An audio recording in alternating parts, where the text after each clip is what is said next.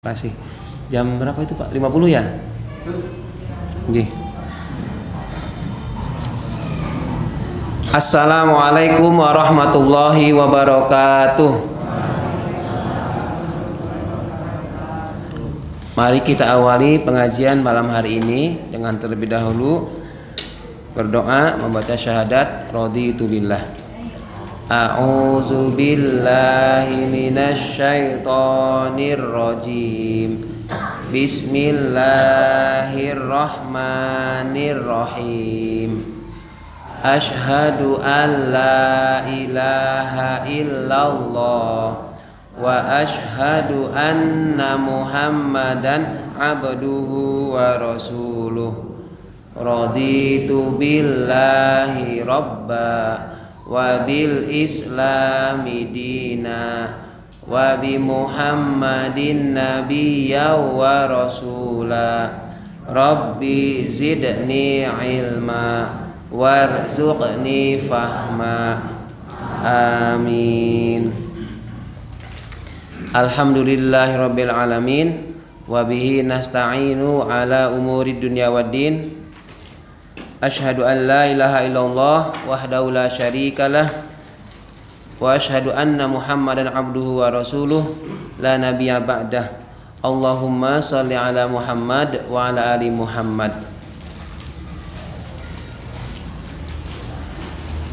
Ibu bapak, adik-adik jamaah kajian malam Rabu pasolatan di Masjid Nurul Huda 19 Glondong rahimakumullah.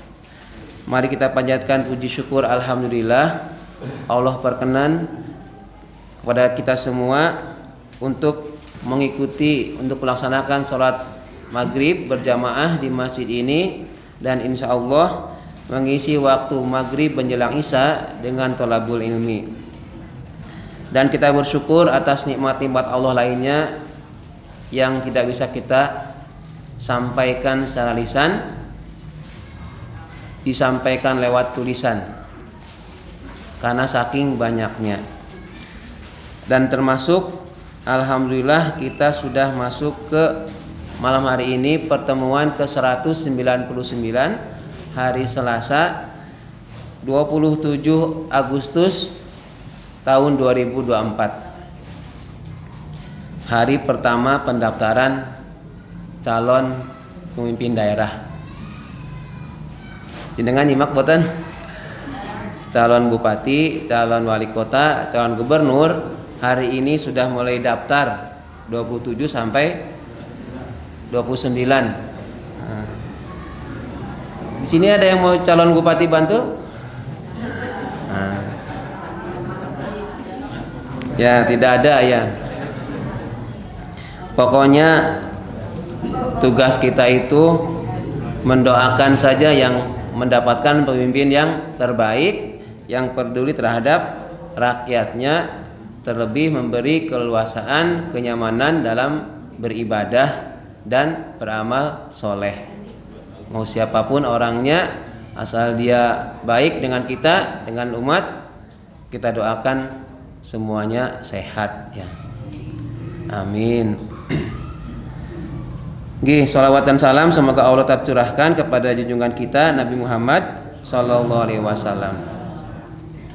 Ibu bapak, hadirin malam hari ini judulnya agak serius ya, yakni terkait dengan makna sholat di dalam Al-Quran.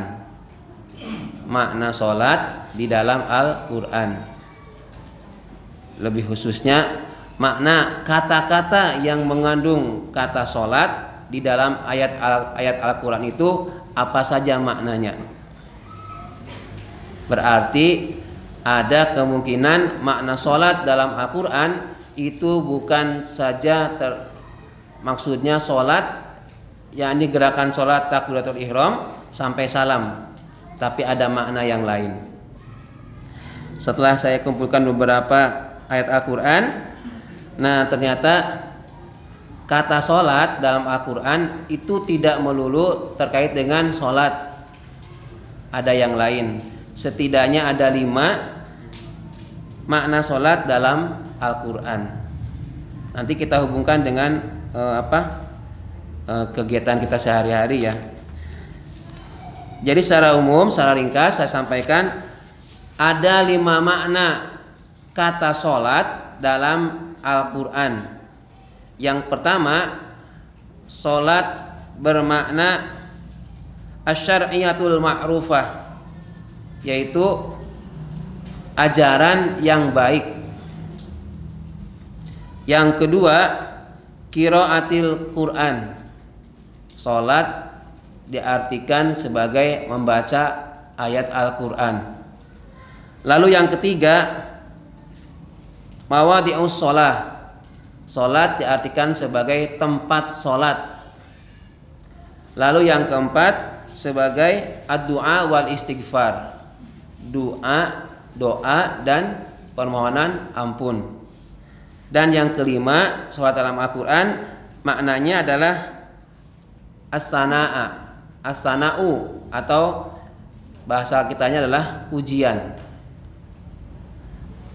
Jadi dari kelima makna sholat dalam Al-Quran kita tahu bahwa beda-beda maknanya. Jadi ketika orang mendengar kata sholat itu bukan selalu langsung membayangkan gerakan takbir sampai salam. Kalau menurut ayat-ayat Al-Quran, tergantung di mana ayat itu dan tentang apa. Nah ini siapa tahu ada yang bocoran, nanti ini jadikan soal buat besok hari Selasa malam Rabu, door prize yang 11 atau berapa atau 15. Nah, pertanyaannya dari sini, siapa tahu ya. Sholat sebagai apa nanti. Jadi pokoknya besok ada door prize. Meskipun semua jamaah ya dapat, tapi ada yang istimewa. Maksudnya mungkin ada yang double ya, bukan hanya susu milku tapi yang lain. Nah, mungkin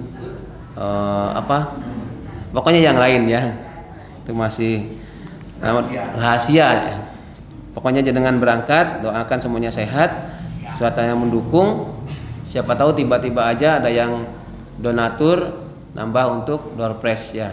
Pokoknya happy aja supaya kegiatan pengajiannya terus lancar ya. Poin utamanya kita ngaji itu bukan door prize loh ya, tapi apa? Niat tolabul ilmi. Dulu pernah sampaikan ada bodoh itu 2 macam ya, basit dan murokab. Bodoh basit itu bodoh yang biasa. Kalau murokab itu bodoh yang bertingkat. Kalau bodoh basit, jahilul basit, dia bodoh tidak tahu karena memang belum tahu. Tetapi begitu diajarin, begitu diberitahu, dia mau menerima. Kaitannya dengan contoh sholat begini. Dia itu misalnya setelah sholat subuh melakukan ba'diyah subuh. Karena dia tidak tahu, taunya pokoknya sholat setelah sholat atau sebelum sholat fardu itu ada sunnah. Lalu dia pun sholat setelah subuh 2 rakaat. Itu bodoh namanya, bodoh basit. Tetapi begitu orang lain ngasih tahu, ngingetin, Mas atau Mbak, tadi sholat apa? Sholat ba'diyah subuh. Oh iya gitu ya, Mas, mohon maaf setahu saya itu tidak ada sholat ba'diyah subuh. Malah hukumnya haram, tidak boleh. Oh gitu toh. Akhirnya besoknya setelah sholat subuh dia tidak lagi sholat ba'diyah subuh. Itu berarti bodohnya basit, bodoh yang tidak tahu awalnya diberitahu jadi tahu. Kalau yang kedua bodoh basit, bodoh murokab itu bodohnya bertingkat. Sudah bodoh ngeyel.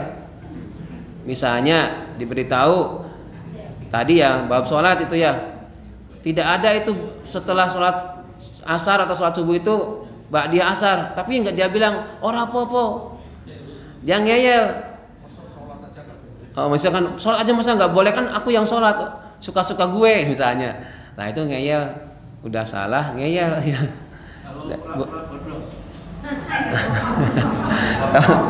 Kalau pura-pura bodoh ya jangan ya. Nanti malah bodoh beneran.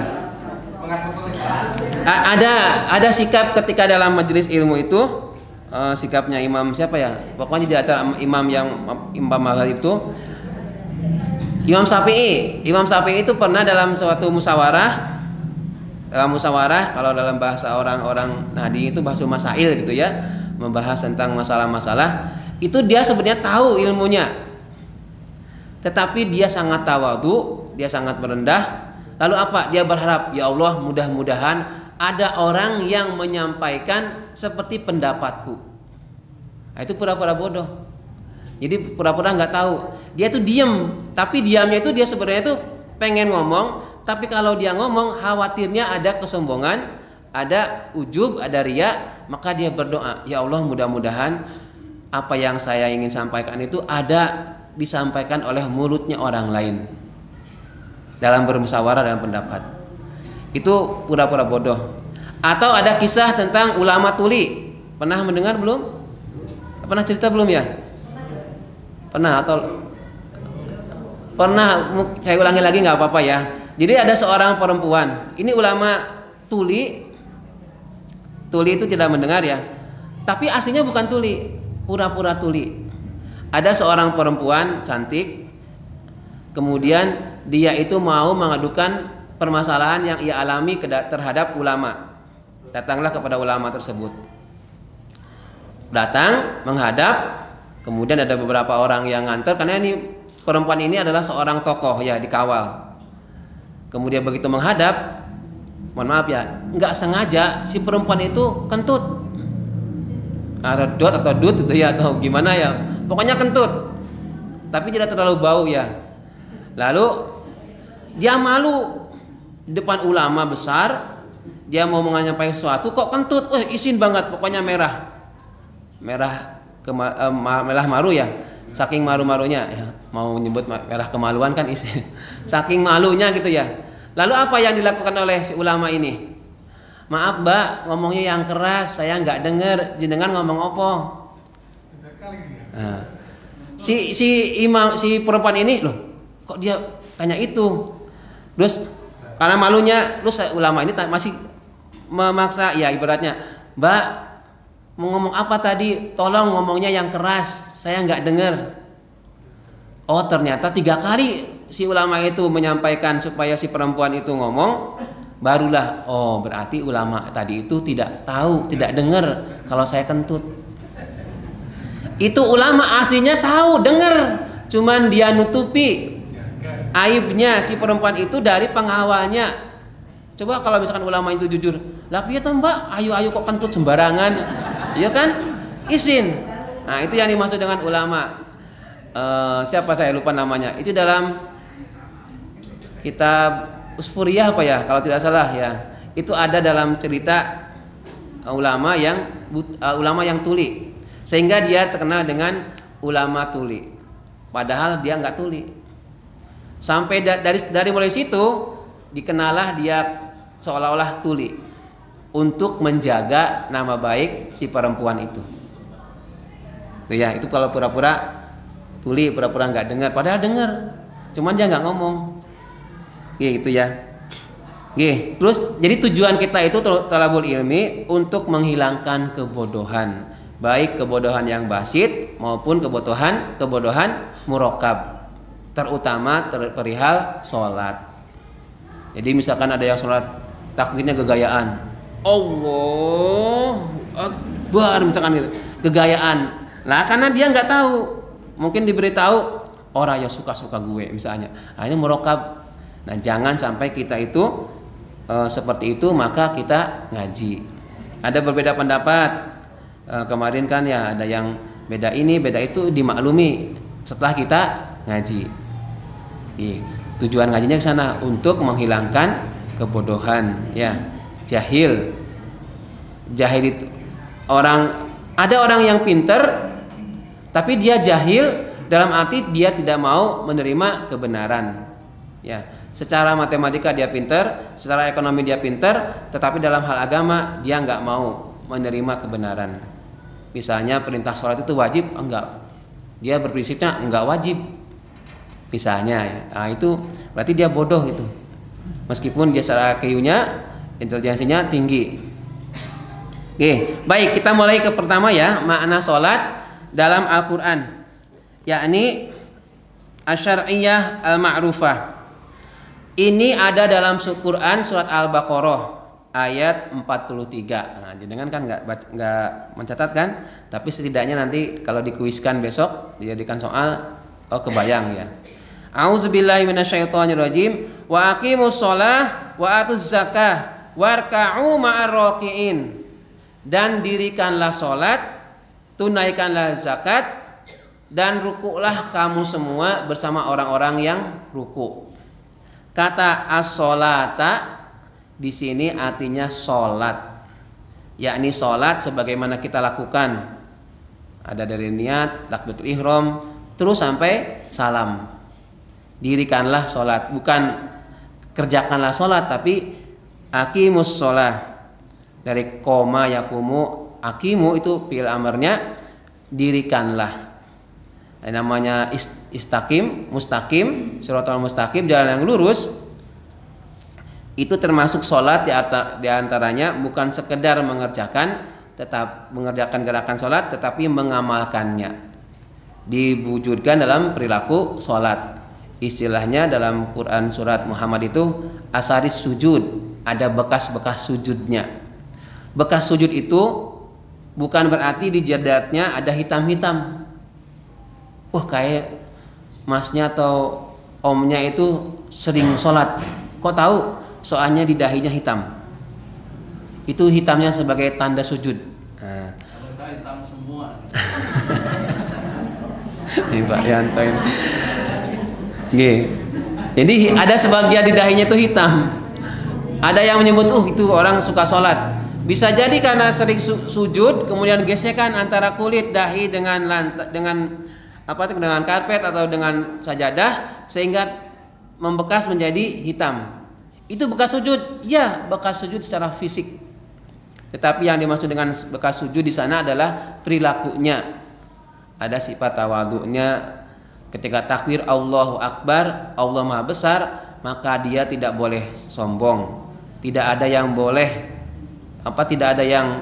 boleh sombong ya kecuali Allah. Semuanya nggak boleh sombong kecuali Allah.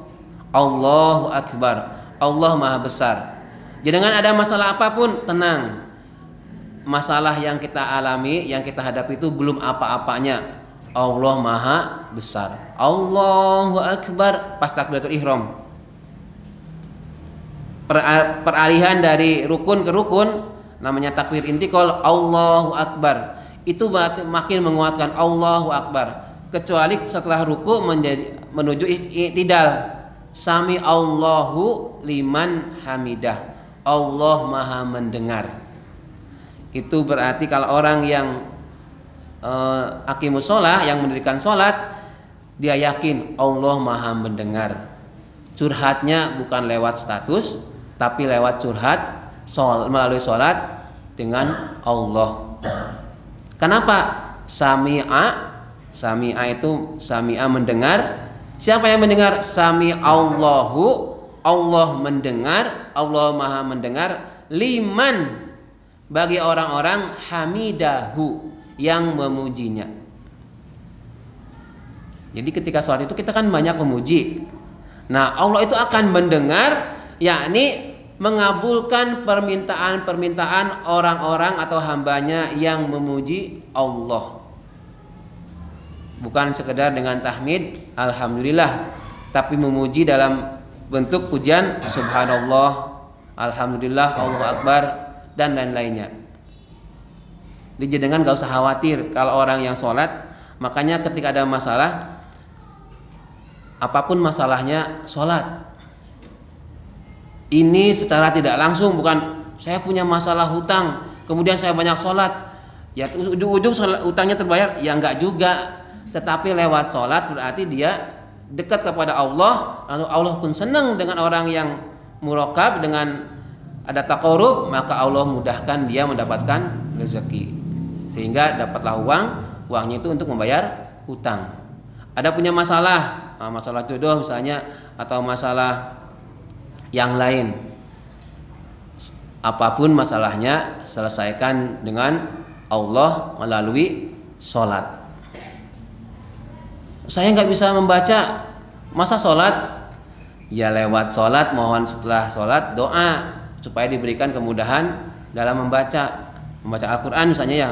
Bersyukur di sini ada Pak Badawi dan yang lain ngajari jenengan nih ibu-ibu ya atau bapak-bapak dan Pak Haryono juga baca Al-Qur'an. Berarti doa jenengan dikabul. Ya Allah, Robbi zidni ilma. Ya Allah, tambahkanlah kepadaku ilmu. Di antaranya ilmu baca Al-Qur'an. Enggak ujuk-ujuk langsung ciat dijing ke kepala kita langsung jadi pintar. Enggak. Oh, datanglah orang yang ngajarin. Allah datangkan orang yang mau ngajarin. Jadi enggak ujuk-ujuk langsung spontan. Makanya bersyukur ada orang-orang yang berilmu dan mau untuk ngajari kita. Jadi orang yang berilmu itu kan ibaratnya pohon dulu ya pernah sampaikan, kalau dia itu berilmu tapi tidak diamalkan seperti pohon tapi tanpa buah. Kalau dia punya ilmu meskipun sedikit, ibarat pohon, daunnya rindang, buahnya lebat, manis. Nah, itu orang yang berilmu dan mau mengamalkan. Banyak orang yang berilmu tapi mungkin dia wegah. Lah, nggak mau sibuk kah atau yang lain-lain. Karena dia yaitu tidak ada sreg untuk menyebarkan ilmu. Karena ilmu kita itu kan dari Allah ya. Di ba'da salat itu doa yang saya baca diantaranya adalah supaya Allah memberikan cahaya. Allahumma nawwir qalbi, Allahumma nawwir qalbi, Allahumma nawwir qalbi. Ya Allah, terangilah hati saya. Ya diantaranya apa? Dengan ilmu. Ya, ini untuk yang sholat saja terus ada ilmunya, tidak asal sholat. Misalnya beda madhab bagaimana? Ini madhabnya dengan yang biasa kita lakukan sholatnya berbeda. Ya nggak apa-apa, makanya kita ngaji. Begitu ngaji, oh ternyata si fulan itu begitu takbir Allahu Akbar tangannya lurus. Oh itu berarti beda dengan kita, tapi memang ada ajarannya, ada dasarnya. Ya sudah. Misalnya sholat 2 rakaat, yang 2 rakaat yang sunnah ataupun yang subuhan, tapi begitu rakaat kedua tidak ada tahiyat akhir, duduknya biasa seperti duduk tasyahud awal. Ya nggak apa-apa, ada dasarnya. Ya ada dasarnya. Tetapi bagi kita mungkin tidak lazim. Oh, masih PAUD kok. Misalnya ba'diyah Isya, begitu rakaat kedua setelah sujud terakhir, kok duduknya bukan duduk tahiyat akhir, tapi seperti duduk tahiyat biasa. Tapi setelah itu ada salam, assalamualaikum, assalamualaikum. Ya itu dimaklumi. Dulu pernah sampaikan ya kenapa bab sujud itu, bab salam ya. Bab tahiyat sudah dibahas ya. Oke. Saya ulangi ya. Jadi makna sholat dalam Al-Qur'an yang pertama adalah asy-syar'iyyah al-ma'rufah.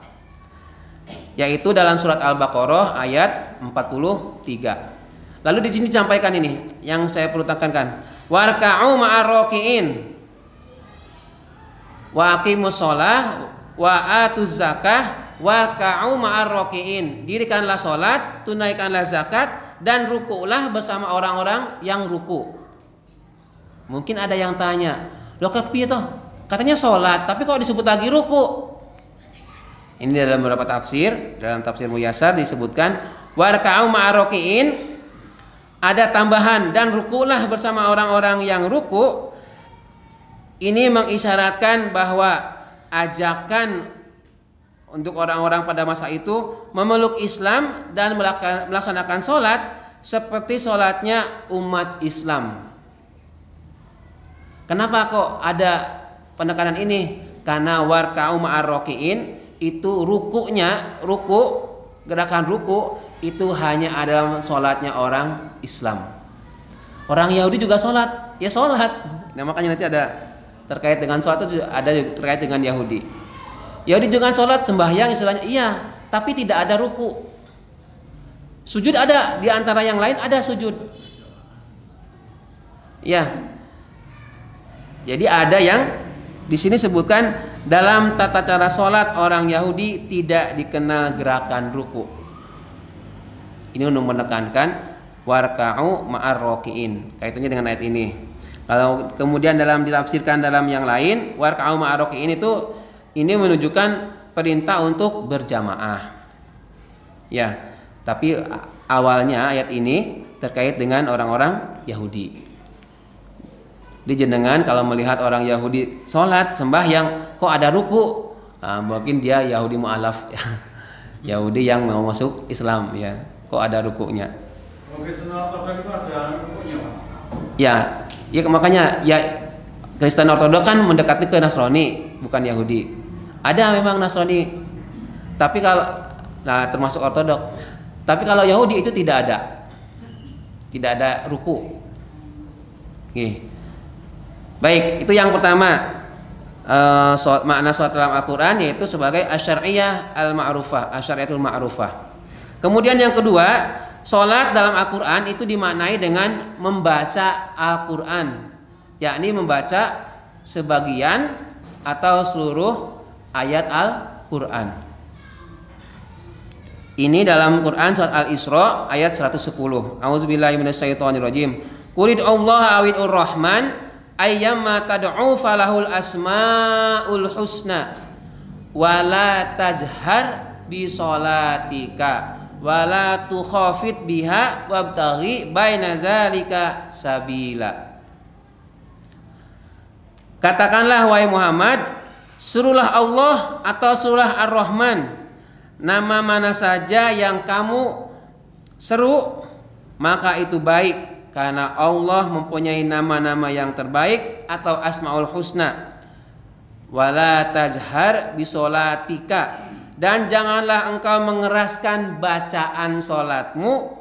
Wala tukhafit biha, dan jangan pula merendahkannya. Wabtaghi baina zalika sabila, usahakanlah jalan tengah di antara keduanya. Nah, di sini makna solatika adalah bacaan, yakni bacaan dalam sholat. Kalau di masjid-masjid tertentu sebelum sholat Jumat itu ada ini, bilalnya itu menyebutkan Qul Allah awil rahman ayyamma tad'u falahul asmaul husna. Ini ada wala tajhar bi sholatika wala tukhafit biha wabtaghi baina zalika sabila. Di sini yang di garis bawahinya adalah wala tajhar bi sholatika, janganlah engkau mengeraskan bacaan sholatmu, wala tukhafit biha, dan jangan juga merendahkannya. Kalau di tafsirnya maksudnya untuk Nabi Muhammad pada waktu itu jangan terlalu keras ketika membaca ayat-ayat Al-Quran. Kenapa? Khawatir itu akan menjadi sumber ejekan bagi orang-orang kafir Quraisy. Mereka mengejek Nabi dengan bacaan-bacaan Al-Quran yang dibaca oleh Nabi ketika sholat, diejek. Maka jangan keras-keras. Tapi juga ada larangan yang kedua, wala tukhafit biha, jangan juga engkau merendahkannya. Jangan sampai terlalu rendah, maksudnya terlalu lirih sehingga makmum sahabat-sahabat Nabi yang ikut sholat itu tidak mendengar. Wala tukhafit, tapi kata Allah wabtaghi baina zalika sabila, dan carilah, usahakanlah yang tengah-tengah, baik di antara keduanya itu sabila, jalan tengahnya. Jadi kalau imam kaitannya dengan sholat berjamaah tidak usah keras-keras banget, juga tidak usah lirih, sewajarnya. Enggak usah juga sangat keras. Lah kan enggak apa-apa, ini kan sudah merdeka. Apalagi Indonesia sudah 79 tahun merdeka. Jadi bacaannya enggak apa-apa, enggak bakal ditembak oleh penjajah, oleh Belanda atau Jepang. Jadi enggak apa-apa bacaan sholatnya keras. Bismillahirrahmanirrahim, kenceng dia. Jangan ya, sewajarnya saja, tapi jangan juga lirih. Bismillahirrahmanirrahim. Kalau pas bacaan jahar ya, pas sholat jahar, alhamdulillahirabbil alamin. Begitu waladdallin. Makmumnya kan nggak tahu, nggak dengar. Loh kok makmumku nyebut amin? Lah wong dia nggak bacaannya lirih, nggak dengar.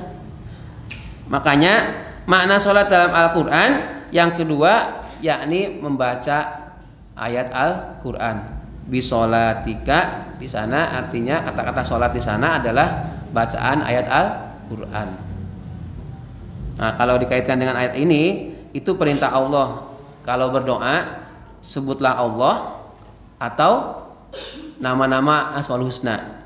Ya, dengan mau memohon ampunan kepada Allah, puji dulu Allah dengan ya Ghafar, ya Ghafar atau ya Ghafur. Kemudian kalau mau keselamatan ya salam, ya salam, ya salam. Baru berdoa. Ini dalam surat Al-Isra ayat 110. Ya, kalau berdoa setelah sholat. Kemudian yang ketiga, makna sholat dalam Al-Quran yakni mawadi'us sholah, sebagai tempat sholat. Ya, ini harus dicek lagi dengan bisa ngecek dalam Al-Quran yang perkata terjemah perkata per mufradat. Di sini saya langsung ke kata yang menyebut kata sholatnya. Lahud dimas sawami'u wa biya'un wa sholawatun wa masajidun. Tentu telah dirobohkan biara-biara, tempat ibadah ini, gereja-gereja, wasolatun di sini diartikan tempat ibadah, yakni tempat ibadah orang Yahudi, namanya sinagog, ya, sinagog ya, dan masjid-masjid yang di dalamnya disebut nama Allah. Di makna kata sholat dalam Al-Quran yang ketiga itu adalah tempat sholat, tempat sembahyang. Di antaranya khususnya untuk orang-orang Yahudi. Sholawatun itu dimaknai dalam ayat ini adalah tempat sholatnya orang Yahudi. Kalau istilah sekarang tempatnya disebutnya sinagog. Ya, kalau bahasa kitanya sinagog.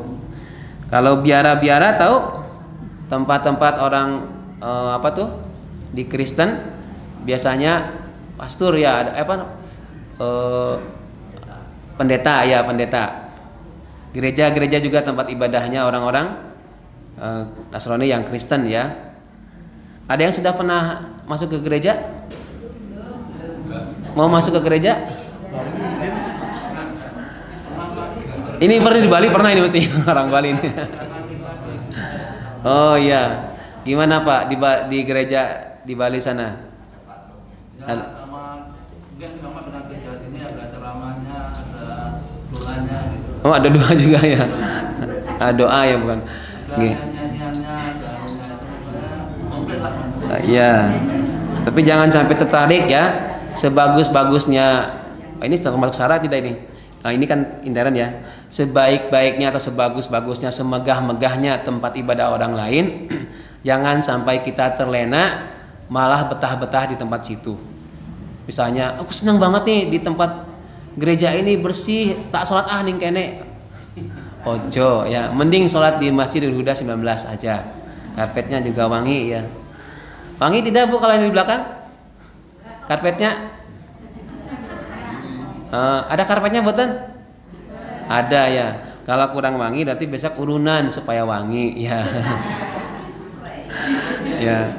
Jangan nggak hilang sandalnya itu. Jadi sandalnya hilang. Kalau pokoknya semegah apapun tempat ibadah orang lain, kalaupun kita mau takjub ya sudah takjub biasa aja. Jangan sampai kita pengen sholat di sana. Gak usah ya. Ada masjid di Spanyol ya. Di Cordoba itu gereja jadi masjid, ada juga masjid jadi gereja. Ada ya bolak-balik ya. Di Cordoba, pokoknya di daerah dulunya sekarang Spanyol itu banyak tempat ibadah Islam jadi direbut orang lain. Yang dulunya bukan Islam jadi Islam, jadi Muslim. Masjid, gambar masjid yang ada di sajadah itu tahu tidak masjid apa itu? Yang di Turki. Nah, itu juga dari 50. Itu juga apa? Masjid ya. Sofia ya. Itu dulunya masjid apa Sekarang jadi masjid. Dulunya gereja jadi masjid. Dulunya gereja, sekarang jadi masjid ya. Jangan sampai masjid ini jadi gereja, ojol ya. Makanya kalau kita jaga masjid ini ya. Kemudian yang keempat, makna sholat dalam Al-Quran yaitu doa dan istighfar. Ini ada dalam Quran surat At-Taubah ayat 103. Auzubillahi minasyaitonirrajim. Wa sholli alaihim inna sholataka sakanul lahum. Nah, di sini sebutkan artinya, dan doakanlah mereka karena sesungguhnya doamu adalah ketentraman bagi mereka. Wa sholli. Sholli ada dasar dari kata sholat, dimaknai bukan sholatlah untuk mereka, tapi doakanlah. Makanya ada yang menyebut sholat itu apa? Doa. Ya memang betul. Dalam Al-Quran pun disebutkan di antara makna sholat dalam Al-Quran adalah mengenai doa. Lalu yang terakhir, yang kelima, sholat dimaknai sebagai pujian, sanaun. Ulaika alaihim sholawatum mir rabbihim wa rahmah wa ulaika humul muhtadun. Sholawatun di sini sebagai pujian. Mereka itulah orang-orang yang sabar, memperoleh ampunan dan rahmat dari Tuhannya, dan mereka itulah orang-orang yang mendapatkan petunjuk. Sholawatun di sini diartikan sebagai pujian. Jadi kita sudah mempelajari makna sholat dalam Al-Quran itu tidak melulu tentang gerakan sholat dari takbir sampai salam, tapi ada makna yang lain. Gitu ya, yang bisa saya sampaikan. Ada pertanyaan mungkin untuk minggu depan sebagai kuis?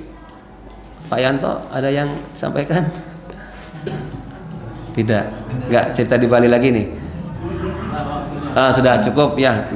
Alhamdulillah, insya Allah mudah-mudahan kita panjang umur semua. Pada pertemuan hari Selasa minggu depan bukan ba'da maghrib, tapi karena edisi spesial ba'da isya. Boleh pakai ruku? Baiknya nggak usah pakai rukunya, dilepas dulu ya, ganti pakai baju ya. Mungkin nggak langsung Pak, ada ganti baju dulu ya. Ya, jadi tidak mau langsung habis isaan. Habis isaan ya. Maksudnya kalau pas makan pakai ruku kan ribet Bu. Jadi ada dengan bawa baju ganti ya. Jangan sampai iya, jadi sudah sekalian ya. Kalau tidak mau pulang dulu. Kalau pulang ambil waktu yang berdoa. Oke pun. Nah, pokoknya Pak Yanto ini luar biasa ya. Mari kita tidak ada lagi ya, kita tutup. Kita akhiri dengan bersama-sama membaca doa kafaratul majelis. A'udzubillahi minasyaitonirrajim. Bismillahirrahmanirrahim. Subhanakallahumma rabbana wa bihamdika asyhadu an la ilaha illa anta astaghfiruka wa atubu ilaik. Alhamdulillahi rabbil alamin. Assalamualaikum warahmatullahi wabarakatuh.